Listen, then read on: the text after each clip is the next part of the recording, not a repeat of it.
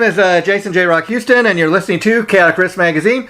We can be found on the web at www.guitarist.com, and it's my great pleasure to be speaking with guitarist, vocalist, producer Dee J from the band Death Pop Radio. Now, I got to tell you, Dee J, it's my pleasure to be interviewing you for the first time here. Your publicist Michael sent me a little snippet of your video clip, and man, I was just loving the song right off the bat. I mean, to me, it kind of reminds me of like Kiss with a punk edge. Talk a little bit about the song. Nice. I like that. Yeah, yeah, that's cool, man. Yeah. Thank you. I appreciate being on the show. Thank you very much. Yeah, and like I said, I always love discovering new bands, and I got to tell people, I'm just hearing the one song for the first time, but I thought the song was so good that I wanted to talk to you first of all, and second of all, I thought, the song is so good that like if they got a full-length album, I got to get it. It's just that good. Oh, cool. Thanks, man. Appreciate that. Yeah. So how long has the band been around? We've been together for around 3 years now, kind of pushing things along, trying to, get some air under the wings of this thing. And do you guys have a release out, or is this the first thing you're putting out there to kind of, get the band out there? So this is our first, official release, so to speak. We've kind of had some demos out there, and, prior to us signing on with Dark Star Records, we had put some music out there and we'd been performing. But once we connected with Dark Star, we're putting out our first official full-length album. Some of the material had been kind of demoed out before, and some of it is brand new. And so, is this first single is it working towards like a full-length album, or have you already released it?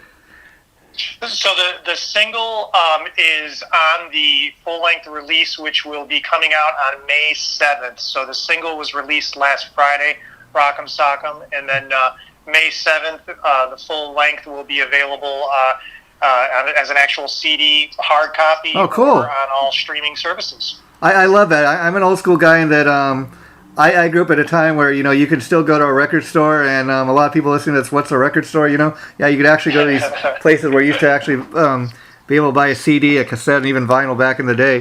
And I remember, a lot of my favorite, albums I had in my collection, like Kiss Alive, going and getting that and opening up. And I mean, there was just something to that back in the day, the artwork and everything, and reading the liner notes. So I dig that you guys are putting out actual physical releases for people that are into that, because a lot of bands are like, which truthfully, not too many people are buying CDs and that these days, but for the people are, I appreciate still being able to, get that physical copy and hold it in my hand.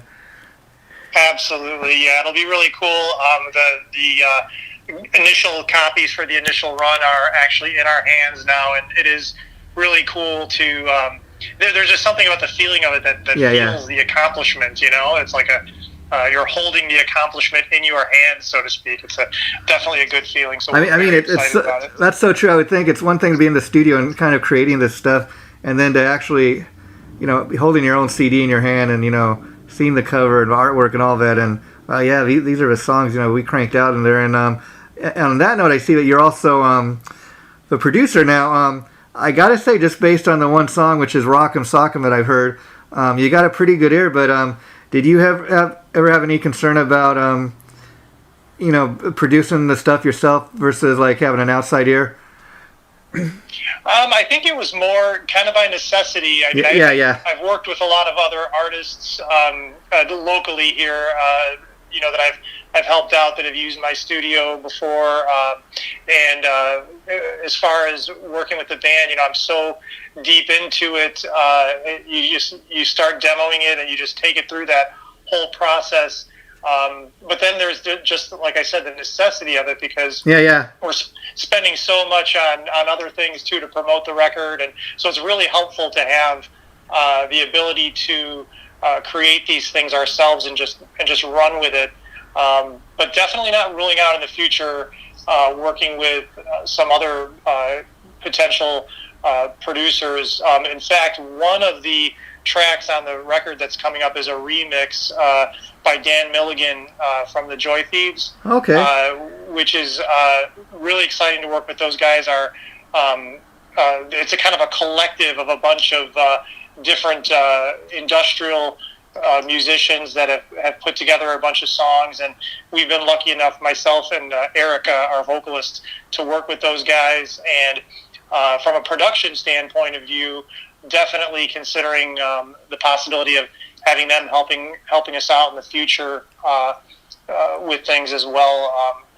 As long as we get this thing to grow some legs, Yeah, I mean, it's a pretty cool opportunity too to be able to produce your own music. Because, like I said, again, just based on the one song, you seem to have a pretty good ear for what's going on. Because I mean, it's a pretty catchy, like kind of thing you'd want to hear on the radio. The video is pretty cool, like a performance clip. But for a band just coming out, I mean, I think more people that hear this are going to just kind of like, wow, what is that? And I think the name of the band, it kind of really sums it up. Death Pop Radio. I mean, it's got a little bit of I don't know, like I said, punk, metal, hard rock.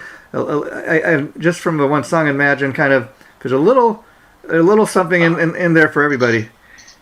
Well, I appreciate you saying that, because there was quite a bit that actually went into the name. There's a little bit of a history there with the name, and we do feel that this name really does capture who we are. We actually, when we started out, the band kind of started out as a collaboration between myself and the vocalist. Okay. And we wrote the song Ravens, which is track 2 on the upcoming release.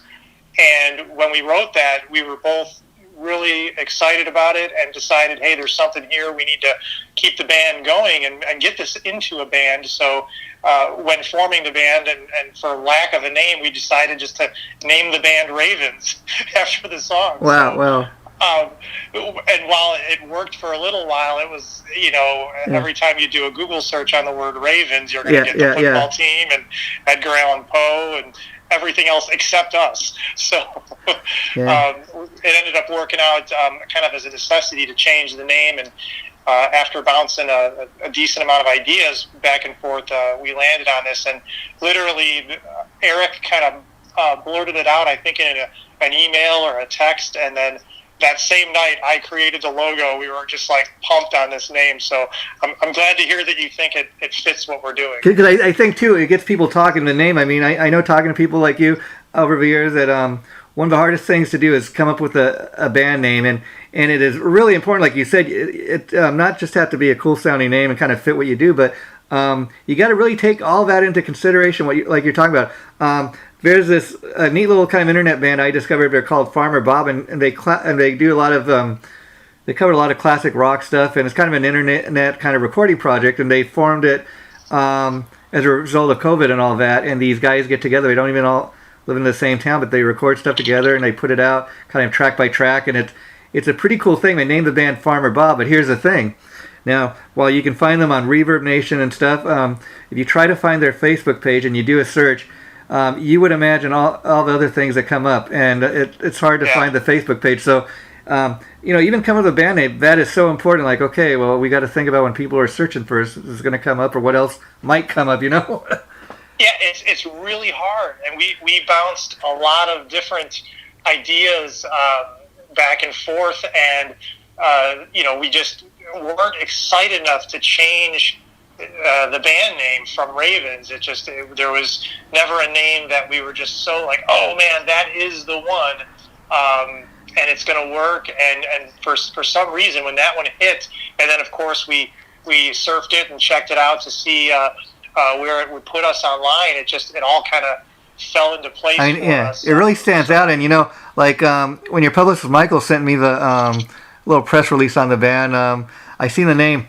Death Pop Radio. First thing I think for even hear the song or check out the video, wow, what is this? A death metal band, or they got a little bit of pop going, or what is this? And that's the initial reason, just for me checking out, going the extra mile, checking out the video, and then look at that. That's good news. We made the right choice. Yeah, and then it really gets people talking. You might start thinking like me, like, oh, what is this, a death metal band? And then you hear it.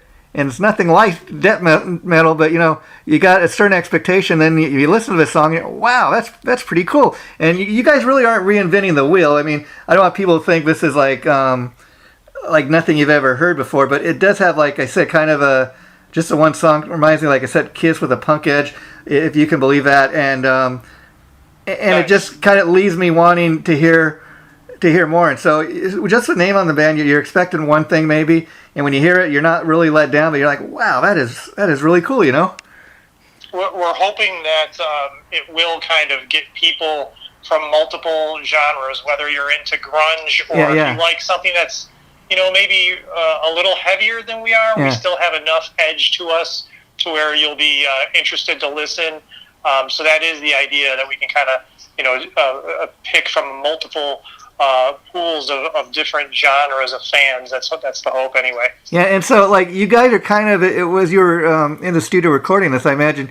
The whole thing is right now you're trying to kind of create the band's sound, but when you go in to do a debut, the cool thing about that is like maybe when you go do the next album, people are going to have an expectation of what the band's supposed to sound like, but you're kind of creating that sound right now, and so there were no expectations going into this. So do a lot of other songs kind of sound the same, or would you say more of like there's different sounds, kind of like what you're saying, and each song kind of really stands out on its own?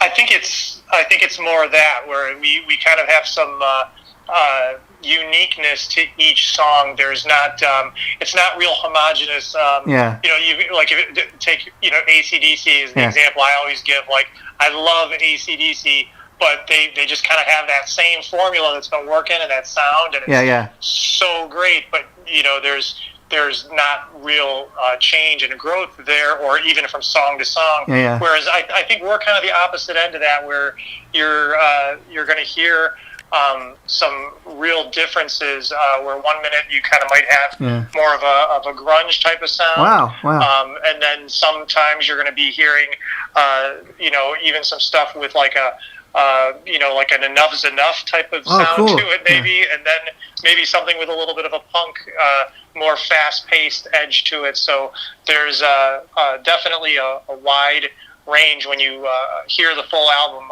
I'm looking forward to seeing how people try to put us into like a label, a pigeonholed, pigeonholed you, right? Exactly. It'll be tough. And you guys got anything close to a ballad on the album? I'm sorry, do we have any close to what? A ballad, you know, like you know, back in the days, bands would always do ballads. You know what? This is kind of funny. The word ballad came up in a recent discussion because we don't have something that'd be considered a ballad, but I referred to one of our songs as our, you know, air quotes, ballad. Or pop and that's a tune called Roses in Disdain. Okay. And it's definitely, to me, probably has more of a serious tone to it, but it doesn't get, it's definitely not an arena rock ballad. I hear you, yeah. It's definitely, probably, if I had to pick something that would get us in that territory, feel, it would be that song, Roses in Disdain. Oh, wow, that's cool. So it sounds like there is a little song. And I was curious, DJ, so you're a guitar player in the band, and it says you do some vocals. Do you do any lead vocals, or are you just primarily do like backgrounds? All backgrounds, yeah. I'm just doing all backup vocals, and there's some occasional vocal harmonies. We don't have a lot of real rich harmonies, but we have some occasionally, and myself and our bass player Mike usually handle those. And who are some of the guitar players that were influenced you when you were growing up, like to do what you're doing now? Well, without a doubt, I have to give props to little Stevie Vai. Wow. He is my all-time favorite guitar player, and like when I first saw the Yankee Rose video, like I was like, that's what I want to be. I need to be that guy. So I've got a lot of the 80s guys I loved. You know, like I was a Warren DeMartini and a Jakey Lee fan. Oh, wow. Yeah. I'd say just some other picks from other areas. I was a big Dime fan. Oh, who isn't? Yeah. Exactly. And then Jerry Cantrell. Oh, cool, yeah. Love Jerry Cantrell. Love Darren Malakian. Wow. From System of a Down. And then also KMFDM's guitar player right now. His name is Andy Blacksugar. He has been like a massive influence on my recent years of guitar playing. He's just a ridiculous player. He has a project he does called Sheer Velocity, and it's an instrumental project, and it's just off the hook ridiculous. Oh, we'll have to check that out. But, you know, I got to just go down that list there. I mean, Steve Vai, I hear what you're saying because very much like you, I know he played with Frank Zappa before David Lee Roth, but it was that David Lee Roth album where I discovered, like you, Steve Vai, and I tell you, the very first time, like you said, I heard about Yankee Rose kind of solo, and I'd never before Steve Vai ever heard that song or video. I'd never heard like anybody make the guitar talk to me, if you know what I mean. Yeah, especially not that like articulate. Yeah. I mean, it really sounds like it was speaking to us. And and then a couple of years later, when he was out of Ross Band and he was joining up with Whitesnake at the time, he put out that great solo album you mentioned, Passion and Warfare. And I tell you, the single from that, I think that's the track you were talking about. The Audience is Listening.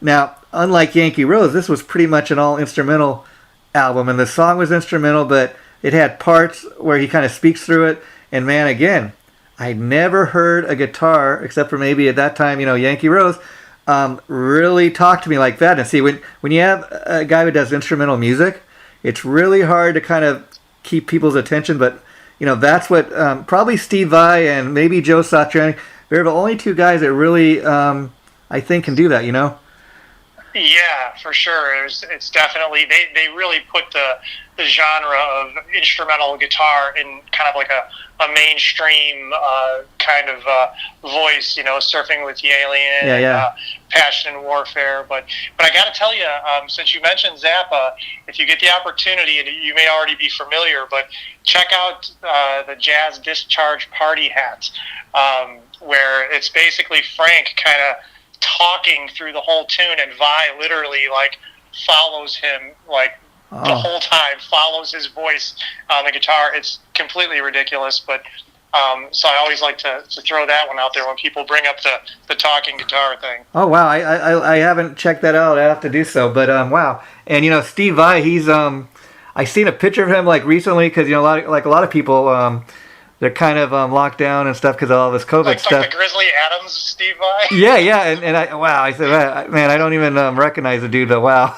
And I guess he had some recent surgery where his playing's been affected, but hopefully that'll be fixed. And I'm like, well, man, you kind of, you shredded your body for rock and roll, but hey, what a great job. Yeah. But yeah. So now you're very involved also with the writing. So I'm assuming you write most of the riffs, but do you ever get involved with any of the lyrics? I do minimally. So the process we mostly follow, Eric, I would say, is 99.9% the lyric, responsible for the lyrics. But there has been a couple times where I've made recommendations. In the song "Knocked Down," he and I had a completely different thing going on for it, and this will be on the new record. Yeah. But that particular song started out in a completely different vein, and he came into the studio to record it, and I'm like, why don't you try doing a rap part over this? And together we sat and basically wrote this together in the studio.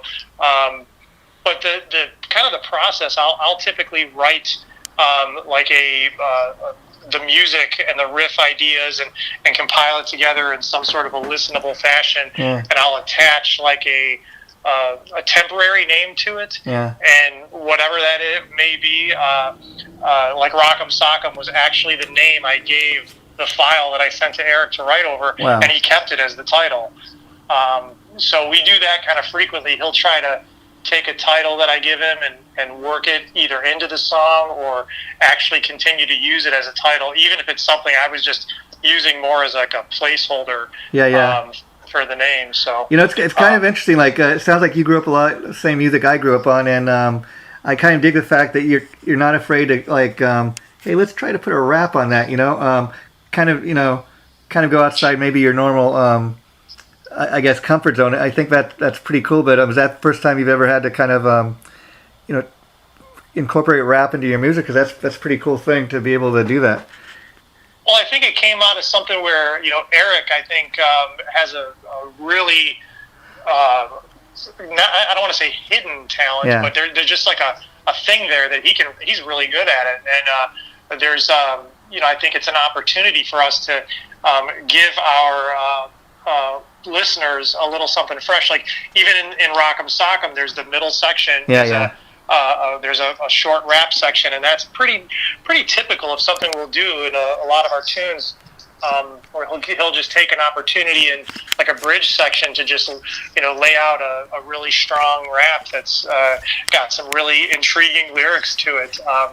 So I think it's something that we're taking advantage of, a skill that he's used a little bit here and there, but I think we're trying to push it a little bit further for him, because he's really good at it. And it's cool when you can incorporate stuff like that into your music that people wouldn't typically expect. I mean, even you go back to like when you had Anthrax and Public Enemy get together. Mm-hmm. I mean, for sure. I mean, probably Public Enemy fans would never have listened to Anthrax before that, but after that, sure. two worlds kind of collide, and that's cool when you can do that. Yeah, DMC and Aerosmith. And, I mean, Walk This Way. Cool. And then, of course, Rage Against the Machine comes around in the 90s and just slays everybody with awesomeness.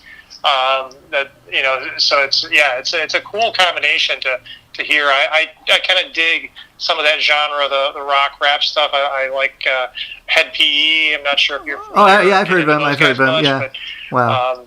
Great stuff. And Walk This Way, I just got to say, when I first heard that song, back in the 70s and that, I mean, it really does predate. I mean, it always sounded kind of like a rap tune. I mean, before there really was rap, it's probably one of the earliest kind of pre-Rapper's Delight. yeah. And then when they got together with Run DMC, they really rocked the hell out of that and gave it new life. For sure. But for sure. Yeah, I was curious now, the songs that are on the new album, are these songs that were written specifically for this project? Do you have any older songs that have been laying around that finally found a home here? Yeah, this is a little bit of a kind of compiled out of just all the writing that we've been doing over the years. Some of the stuff, stuff that was not released as of yet, but the songs were written, and we played them live, and we finally were able to record them and release them now with the record. So it wasn't like we sat down and said it's time to write a record. These are mostly individual songs that we've kind of just compiled up in our original library, so to speak. So that's cool, because I like I said, I grew up as a Kiss fan and stuff, and when I was younger, I used to collect. You could find all these like unreleased like bootlegs and stuff, and some of the best stuff is stuff that was never released. Or I know a lot of bands, that's what they do. They stockpile material, go and record an album, and well, you only record 10 songs, and we had 20 that we recorded, but we only put 10 of them on the album or whatever. And I think it doesn't matter if you wrote the song 10 years ago or 5 years ago or just this year. A good song's a good song, and it shouldn't really matter when it was written. Sure, and it's also just, I think, a little bit these days a different mindset.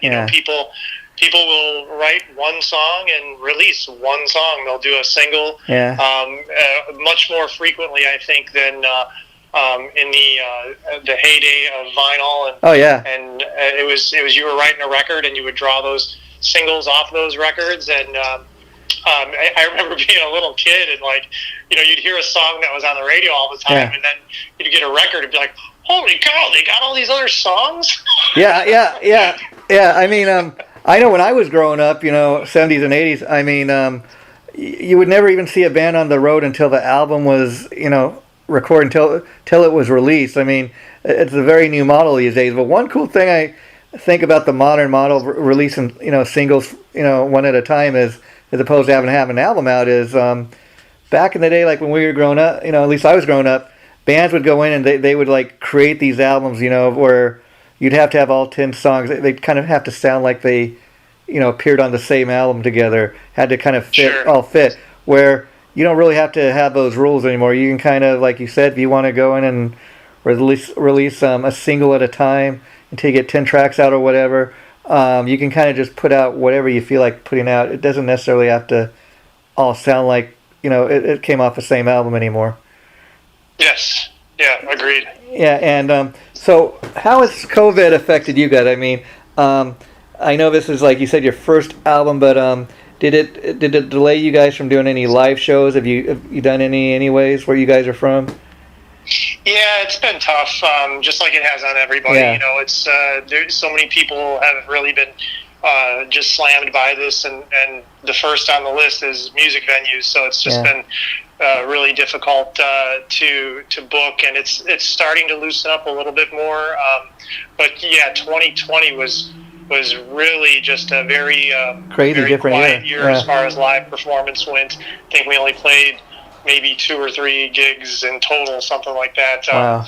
We had a few at the very beginning of the year before anyone really knew what was going on. But once March hit, from there on, I think we did 1 outdoor gig in the summer, and then we played 1 completely empty gig the night before Thanksgiving because things were really starting to surge again. And so it's been very difficult, but we're hoping that by the fall of this year, we'll be in full swing again and playing as often as possible to support this record. I mean, not just music, but I hear what you're saying, but like really everything. I mean, and I think it showed what we've been through the last year, everybody. Just how much people have taken things for granted. Something even as simple as not just going to concerts, but going to a movie theater. I mean, I finally, I live in Los Angeles. Finally, first time in the last year, I've been to the movie theater. I can't tell you what wow. It seems like, wow, I finally got to leave the house and go do something fun, And getting back to music. I mean, you never think the little things like that, going to a movie or going to a concert. But again, here in LA, in certain places where I'm from, they're talking about, oh well, if you want to go to see a band live, go to a concert. You're going to have to get a shot. You're going to have to prove you have a shot. You're going to have the proof. And I don't know about that, but what are your thoughts on that? I don't know. It's a tough one. My own personal opinion is the sooner we can get everyone vaccinated, the better. Identification cards of certain, of a certain ilk. I don't know. I don't know how I feel about having to identify. I mean, I think it's I'm not too. It wouldn't bother me too much to do it, but it's. I can see how certain liberty lines, people might be, concerned about there. But at the end of the day, to me, if it can really make everybody safe and make sure everyone gets, out and participating again and getting the economy rolling again, I think it's worth it. Yeah, I mean that's the thing here is like I said, a lot of people, I mean, probably up until 2020, I mean, you probably always, DJ kind of at least thought, being a musician is hard. Period. You're like a working class person, and and unless you're John Bon Jovi or something, you're not making $1 million. And I don't know if you do or not, but a lot of guys like yourself are working musicians. You've got day jobs, and some you kind of do on the side. And in any event, 2020 hits, and a big way a musician makes some money is through live shows and merchandise. And you're like, wow, we're all of a sudden we're kind of stuck. We can't get out there and play shows. And you kind of think, are we going to be able to survive this? And it looks like you and a lot of these other bands have, thank God. But I just got to thank you for getting in the studio and kind of creating the music, because a lot of bands kind of had the philosophy, well, you know what, we're not going to do anything until this is over. And there are bands that put off releasing music, and their bands are doing like you guys. And you know what, we're going to still get in there. We're going to create some great rock and tunes for our fans, and we're going to put some out there. So I just got to say, for all the rock fans out there, thanks for you and your band for kind of having that attitude. Well, absolutely. Hopefully, it'll get out there and do as many years as possible. And we appreciate any listeners out there that are willing to give us a shot. And we're excited to get back out live and move forward beyond this last miserable year. Yeah. And so, as far as getting the new album, you said it comes out in May. Can people buy that directly, like off the band's site? And where should they go for that? Like, can they get it off Amazon, or where should they go? Yeah, it's definitely available on Amazon. There's multiple ways to get it, but you can go through our record label's website. darkstarrecords.com is one way, but I believe it's also going to be available Best Buy and Target online. Oh, cool. Okay. Only they won't have them in stores. Yeah, that's the thing. Thanks for saying that. And on a Target type of website as well. So. Oh, thanks. That's pretty cool. I mean, see, that's the thing people forget. I mean, up until even a year ago, you could still buy CDs at like Best Buy, and you can still go sometimes and go to Target, but unless you're like into buying, the best of a Beach Boys or something, they don't have too much at Target. So it's great to know that you can go on the website though and get it. Yeah, for sure. With it being with Darkstar being affiliated with Sony, it's our reach is pretty wide. So and it'll be available also in overseas. So you'll be able to get hard copies of it shipped, or again, will be available for all streaming services like Spotify and Apple Music. So it's going to be out there everywhere. And Darkstar Records, I've never heard of them, so I kind of digging on. Going and finding out more about them. I mean, how did you guys hook up with them? Did you send them a package, or somebody from their label reach out to you?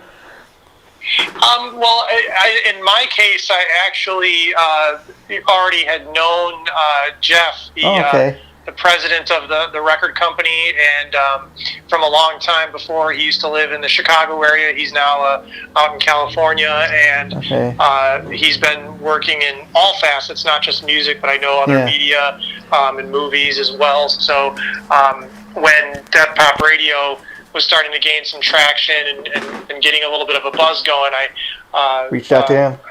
We reached out to him, yeah. In fact, I kind of owe it to our drummer, Jimmy, who's like, why aren't you reaching out to him about us yet? And I'm like, that's a really good idea. Why didn't I think about it? Yeah, wow. Exactly. So I reached out to Jeff, and he was kind enough to work with us. So it's been really going very well so far. And I got to tell people, like I said, I hope more and more people hear the name, Death Pop Radio, because they'll be pleasantly surprised. A great little rock tune to kick it all off with, rock 'em, sock 'em. And I've described it throughout this interview, like remind me kind of Kiss with a punk edge. I mean, other people might think but it's just a real kind of fun little rock tune, and you really can't go wrong with that. And I got to tell people, again, it's funny that I made the Kiss comparison, because not even knowing this at the time, your publicist Michael, he happens to be the publicist for everybody from, let's say Kiss and Britney Spears and a lot of great acts. And so the fact that a guy like that would work with you guys, that I think shows the potential this band has.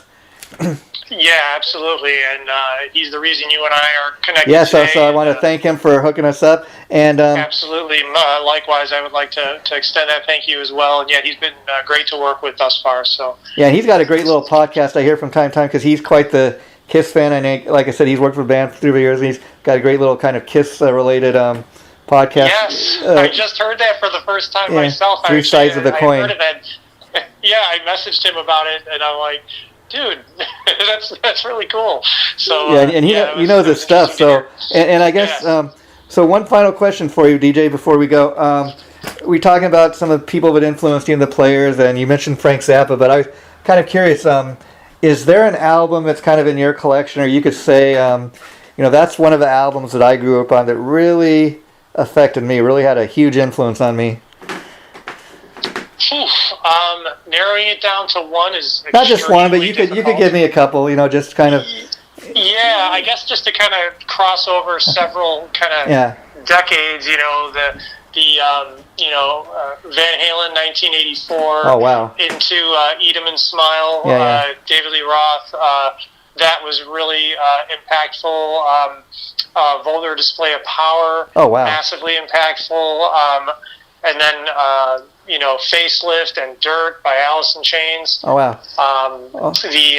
The first record by Rage Against the Machine. So the list definitely goes on and on, but that's and I can't forget Korn either. Sometimes I do. Yeah. Massive love Korn. Issues was a massive influence to me, that particular record, and Life is Peachy, and I just love those albums. So I gotta say, in regards to Korn, I know he's not an original member, but the drummer Ray Luzier, he used to be in David Lee Roth's band, and I think he's been a great addition to the band. Oh, for sure! What a great drummer, and he's in KXM with George Lynch. Oh, Doug Pinnick. And, I don't know if you had heard the story or not from how we got this project rolling, but Eric and I ran into each other at a King's X show. Oh wow! and we just started chatting about, we should put together something, and it took some time, but we actually ended up after that chance meeting at a King's X show. But there's another band that I can't say enough about. Listening to like Tapehead and everything, the Groove Machine, and those great stuff. So those are some of the influences for sure. That's interesting because before we wrap this up, I also got to say about Alice in Chains, especially Jerry Cantrell. I think what's interesting about a cat like that. I mean, he's really one of those guys, super talented, all the way around. I mean, great guitar player, great singer and songwriter, and that's I think the main reason Alice in Chains has had the staying power even since Lane Staley's passed, because Jerry, for the most part, he's the main songwriter in the band, and even when you hear the vocals, it's almost like in some regards. I mean, you don't replace Lane Staley. No. In some regards, you still just hear that wall of harmonies, and it still holds up. Yeah, that's what I was getting ready to say. His vocal approach, even I think he's a decent enough, singer that he could have taken it on his own. But even the guy they got in there now, William Dafoe, I think Cantrell's voice, just with those two guys, especially Lane Staley, is the Alice in Chains sound, if you know what I mean. And because if Jerry Cantrell was to all of a sudden die or something, or be no more, I don't think they'd be able to carry on with him, because Jerry Cantrell, I mean, and just great songwriting all around, For sure, without a doubt. I couldn't agree more. And in regards to Korn, I got to ask you, since you're such a Korn fan, a lot of people kind of squabble over this, but would you consider them more of a metal band, or would you say they're more alternative? I can for sure consider them metal, without a doubt in my mind. I mean, when they first came onto the scene, they kind of got branded into that new metal sound, which everyone had to lump them into something. So, which there's no band that sounds like them. There's just not. You can't find it out there. But without a doubt, when you go to a Korn show, I mean, they are bending at the knees, banging their heads on stage. They are metalheads. In my mind, anyway. So. I would have to agree. And ending on this, let's go back to Alice in Chains for a minute, because the thing too, I think, is like a lot of people. I grew up on that rock music, like you, like Van Halen, all those great bands from the 80s and 70s. And the thing is, when grunge came along, a lot of that music went away for a while. But the thing is, I wasn't a huge fan of the grunge stuff, but the grunge bands that were around, I kind of gravitated towards Alice in Chains, because they kind of had a Sabbathy vibe to what they were doing, Absolutely, yeah. There was still a good edge there that carried over. That was reminiscent of some of that older music. So, I think that they definitely stuck out in that regard. And there was some other good stuff. Then Korn, with Pantera, staying heavy in the '90s, and then Korn coming around also. I think there was definitely stuff out there still that was keeping that alive. Yeah, and being a Pantera fan, I got to ask, have you ever checked out any of the early kind of like when they had a glam thing going, like early on before? Yeah, there was a vinyl record that a buddy of mine had called Concrete Jungle, I think. Okay. I want to say either Concrete Jungle or Asphalt Jungle. I can't remember. Oh, okay. But, and it was. You could definitely see and hear the sound. They were trying to blend into that type of 80s glam scene a little bit there, and then finally with when they got I don't think Phil was on that record. No, that was before he was in the band. Obviously, that's why the sound. Because I think what he was just on. He started at Cowboys, I think, right? Yeah. Because see, the two brothers, they were like huge Kiss fans, and that's why when the band changed so drastically when he joined up, because he just had a different vocal approach, And I got to ask you too, sure. DJ. That's a pretty cool. I guess that's like your stage name or whatever, but it's pretty simple. But I think it works for you. Oh, cool! Thank you. Yeah. Well, I've been called DJ since I was a little kid. My initials are DJ, and so my family called me DJ. Sometimes, as they say, heard my parents call me DJ, so they called me DJ, and so it just kind of stuck. Yeah, I can relate to that because my name's Jason, and everybody's called me Jay all my life. But sometimes that's the best thing is just Keep it simple, and it works for you. And absolutely. And I just want to say, DJ, it's been a pleasure talking to you. And like I said, the interview will go up in early May, and I'll reach out to you later on Facebook. And if you want to send me those specific pictures, you can do that. And let's keep in touch, because I'd like to talk to you again down the line. And that's part of the reason I was asking about. Give me some albums that you really kind of were influenced by, because I got an interview series where it's called On the Record, and like so. We could pick an album from that list that you'd like to talk about, kind of really get down to the nitty gritty, talk about the songs and the players and why that album meant so much to you. That would be so cool. So, if you don't mind me being a slight bit crass here for a moment, sure. I also personally I do a lot of because my influence is guitar so much. I do a lot of instrumental guitar stuff as well. So if you're cool with it, I'd love to pass a link along to some of that stuff too. Oh yeah, you know what? So when I hit you up on you can either get my contact through Michael, or I'd be happy to hit you up later on Facebook, and we can trade information there. But yeah, that's what I was saying. Let's keep in touch, because even if you have other projects going on that you like to promote, I'm up for doing that. That's awesome. Yeah, and even just more from a fee. I love promoting, of course, but I'd love to just pass it along to you for feedback. I know you're into guitar music, so it's always good getting feedback on what I've been putting out there. So and then like you heard how much I love this little song. I mean that my kind of my general attitude towards it was like, wow, this is a fun little song. I'd love to talk to this guy, about this, and I'm hoping more people hear the song and want to and the band gets. I mean, I'll tell you this in closing today is there really hasn't been a great rock band, I think. Like there used to be a ton of great rock bands when we were growing up. I think the closest thing we have to a great rock band these days is probably the Dead Daisies. I mean, all those guys in the band, they're like rock stars. Glenn Hughes, I mean, they're constantly changing members. It doesn't really seem to affect it. I mean, John Corabi, of course, they have Glenn Hughes now in the band. It's a totally different approach, but man, it works, you know what I mean? And when I heard your song, it kind of, I got almost as excited as the first time I heard the Dead Daisies. I'm just putting that out there, because I think the band's got real appeal. The thing is just getting the song out there to more and more people. Wow, that's really great to hear. I'm massively appreciative of that feedback, and hopefully the rest of the album holds up to it. I think potentially the next single off of the album will be Ravens, the song Ravens. So I'm interested to see your thoughts on that when we connect again, Jason. Okay, well, you take care, DJ, and we definitely will be in touch. Bye-bye. Sounds good. Thanks, man. Bye-bye.